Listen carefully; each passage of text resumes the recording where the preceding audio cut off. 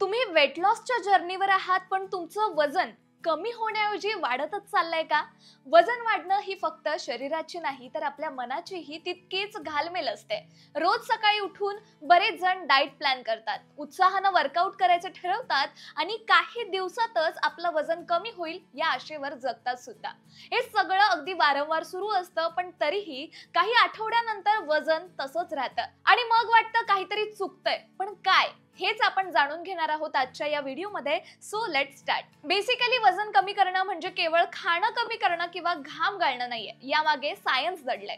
या प्रोसेसमध्ये अगदी साध्या वाटणाऱ्या पण गंभीर अशा चुका बऱ्याचदा अडथळा निर्माण करतात. विशेषतः महिलांमध्ये हार्मोनल बदल, थकवा, मानसिक ताण हे सगळं एकत्र येऊन वजन कमी होण्याची गती ही कमी होऊन जाते. अनेकदा आपण मोठ्या गोष्टी बरोबर करतो, पण काही छोट्या छोट्या चुका करतो आणि याच छोट्या चुका आपल्याला स्लिम होण्यापासून, फिट ठेवण्यापासून दूर ठेवतात. तर आपण अशाच 5 महत्त्वाच्या चुका ज्या अनेक महिलांना वजन कमी करताना नकळत होतात आणि त्या टाळल्यास तुमच्या फिटनेस जर्नीमध्ये अधिक उत्तम तुम्हाला रिझल्ट्स दिसतील. तर नंबर 1 म्हणजे गरजेपेक्षा फारच कमी खाणं. आपल्याला वाटतं खाणं कमी केलं की वजन हे लगेच कमी होईल, पण विज्ञान काय सांगतं, जर शरीराला दररोज लागणाऱ्या BMR म्हणजे बॅसल मेटाबॉलिक रेट पेक्षा कमी कॅलरीज जर मिळाल्या तर शरीर स्टार्वेशन मोड मध्ये जातं. यावेळी शरीर चरबी जाळण्याऐवजी साठवून ठेवण्याचा प्रयत्न करतं. अमेरिकन जर्नल ऑफ क्लिनिकल न्यूट्रिशनच्या रिसर्चनुसार दीर्घकाळ फारच कमी कॅलरी घेणाऱ्यांचं मेटाबॉलिझम 15 ते 30% पर्यंत कमी मंदावतो. अशा वेळी केवळ स्नायूंचा खच होत नाही तर केस गळती, थकवा, हार्मोनल इनबॅलन्स सुद्धा होत असतो. यासाठी उपाय म्हणजे वजन कमी करताना कॅलरी कमी करा, पण संतुलित आहार ठेवा, ज्यात प्रोटीन, फायबर, हेल्दी फॅट्स आणि मायक्रो न्यूट्रिएंट्स जास्त असतील. प्रोटीन वजन कमी करण्यासाठी अत्यावश्यक आहे, कारण ते स्नायूंना टिकवून ठेवतं आणि भूक सुद्धा नियंत्रित करतं.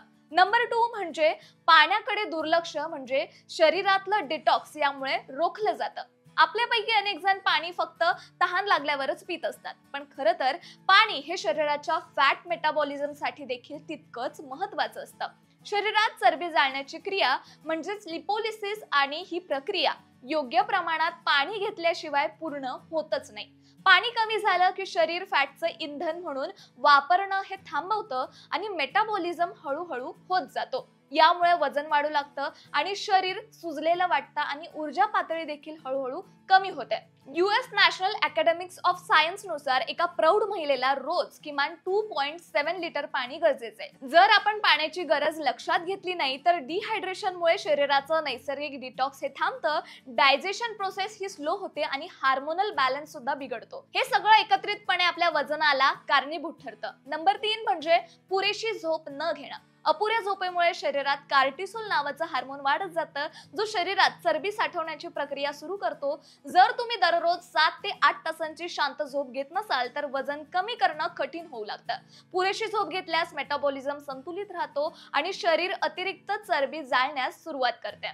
जर्नल ऑफ स्लीप रिसर्च नुसार जे लोक दररोज 5 तासांपेक्षा कमी झोप घेतात त्यांच्यामध्ये मोटाप्याचा धोका हा 50% कमी होतो. म्हणजेच झोपेचा अभाव हा केवळ थकवा आणि चिडचिड यापुरताच मर्यादित नसून तो थेट वजन वाढण्याचं मूळ कारण हे ठरू शकतं. नंबर 4 म्हणजे फक्त कार्डिओ एक्सरसाइजवर अधिक भर न देणं. अनेक महिलांना असं वाटत असतं की फक्त कार्डिओ जसं की धावणं, सायकलिंग केल्यानं वजन आपलं कमी होतं, पण जर स्ट्रेंथ ट्रेनिंग म्हणजे स्नायू बळकट करणारे एन्झाइम्स जर नसतील तर स्नायू कमजोर होतात आणि मेटाबॉलिझमचा वेग सुद्धा हळूहळू कमी होतो. यासाठीच कार्डिओ आणि वेट ट्रेनिंग करणं सुद्धा तितकंच गरजेचं आहे. चूक नंबर 5 म्हणजे प्रोसेस्ड किंवा जंक फूड जास्त प्रमाणात खाणं. आजकाल बाजारात मिळणारी बिस्किट, स्नॅक्स, ग्रॅन्युलोज अशा गोष्टींवर low fat, low sugar, diet friendly असे आकर्षक असे टॅग्स हे लावलेले असतात, पण ही उत्पादनं खरंच हेल्दी असतात का? तर बहुतेक वेळा नाही.